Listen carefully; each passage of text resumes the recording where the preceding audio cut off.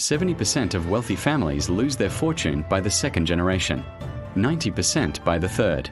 This is not about poor investments or bad luck. This is about families who had everything and used it to destroy each other. The question is not whether money corrupts.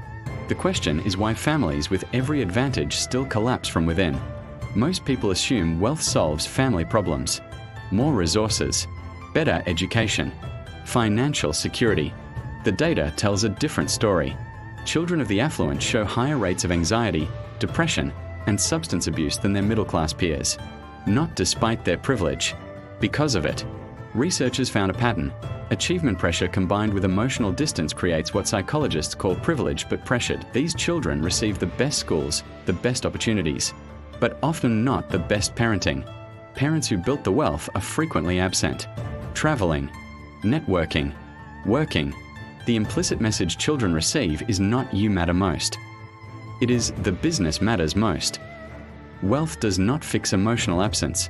It funds it. And when children grow up believing love is conditional on performance, that fractures relationships in ways no amount of money can repair. There is an old saying, shirt sleeves to shirt sleeves in 3 generations. The first generation builds the fortune. The second generation manages it. The third generation loses it.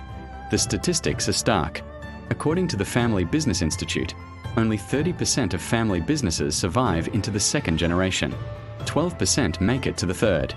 3% to the fourth. This is not random. The founding generation possessed something later generations often lack: necessity. They built wealth because they had to. Hunger, vision, risk tolerance forged through scarcity. The second generation inherits a stable enterprise. Their task is stewardship, but they also inherit the founder's shadow, the pressure to maintain what they did not create. By the third generation, the connection to that original struggle has vanished entirely. Wealth is simply the starting condition. Not earned, not understood, just there. Trust fund psychology emerges. Entitlement without competence. Access without accountability. Research shows that when young adults receive large sums without having developed financial literacy or purpose, outcomes are often destructive. One study tracking wealthy heirs found that sudden inheritance frequently triggered depression, substance abuse, and relationship collapse. Not because the money was cursed, because it arrived without the skills or meaning to handle it. Purpose erodes, and families fracture when the next generation cannot find a reason to preserve what the first generation died building. Family businesses face a unique problem. Succession is both a business transition and a family drama. 70% of family-owned businesses fail to successfully transition to new ownership. Why? Leadership transitions require years of planning, skills transfer, and clear governance structures. But family businesses often lack all of this. Nearly 2/3 have no documented succession plan. When the founder retires or dies unexpectedly, the business and the family both spiral. Consider the Gucci family. Founded in 1921, it became a global luxury empire. But family infighting over control, leadership disputes, and bitter inheritance battles nearly destroyed it. By 1993, the family sold their remaining stake. The Gucci name survived. The Gucci family ownership did not. Or Sumner Redstone's media empire. His children fought publicly and legally for years over control of Viacom and CBS. Court filings detailed accusations of manipulation, incompetence, and greed. The fortune remained. The family relationships did not. These are not outliers. They are patterns. When wealth and power are at stake, sibling rivalry becomes corporate warfare.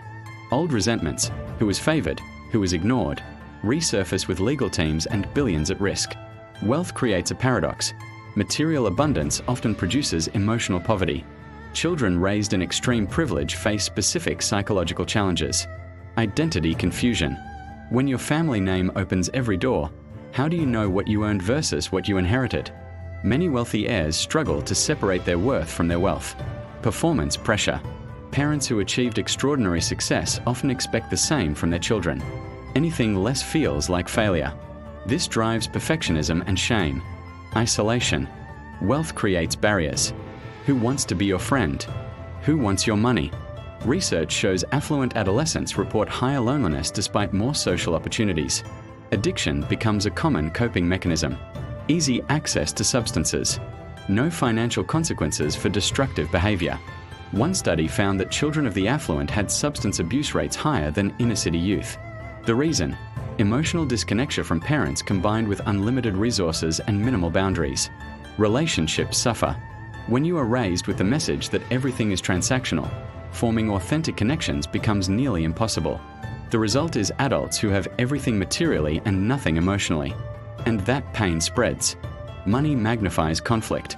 Inheritance amplifies it. More than 1/3 of adults have experienced family conflict over poor estate planning. These battles are not about money. They are about love, fairness, and validation disguised as legal arguments. When a parent dies and the will is unequal, it confirms every childhood suspicion. They always loved you more. I was never enough. Inheritance becomes the final referendum on who mattered. And because large estates involve significant assets, fights escalate into litigation. Years in court, millions in legal fees, permanent family fractures. The Murdoch family has fought for years over control of their media empire. Public court battles, accusations, betrayals. The fortune remains intact. The family does not. Estate litigation lawyers describe these cases as emotionally devastating. Siblings who once shared childhoods become lifelong enemies. Not because the money changed them, because the money gave them a battlefield where old wounds could finally be weaponized. Across wealthy family collapses, 6 patterns repeat. 1. Lack of purpose. When wealth guarantees survival, motivation erodes. 2. Poor communication. Families avoid difficult conversations about money and succession until crisis forces them. 3. Overprotection. Shielding children from consequences creates adults unable to handle adversity. 4. Financial secrecy. When parents hide wealth details, children inherit confusion and resentment. 5. Governance failures. No structures for decision-making, just power struggles. 6. Ego and control. Founders who cannot let go. Parents who use money to manipulate. Children who fight for dominance rather than collaboration. These patterns are not inevitable, but without intervention, they are predictable. Some wealthy families have learned. They create family constitutions, written values, decision frameworks, governance boards with outside directors who provide objective oversight. They professionalize management, recognizing that being a family member does not qualify you to run a billion-dollar enterprise. They educate around money, teaching financial literacy, allowing children to fail small before they inherit large. They encourage competence, expecting the next generation to work, to build skills, to earn respect separate from their name. They normalize therapy and communication, treating emotional health as seriously as financial health. Families like the Waltons, despite their vast Walmart fortune, have maintained relative cohesion through clear governance and professional management. It is possible to be both rich and functional, but it requires intention and the humility to recognize that wealth creates as many problems as it solves. Wealth does not destroy families. Wealth reveals them.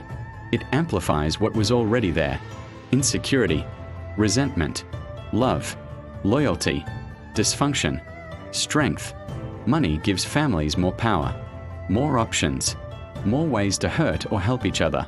The families that survive are not the richest.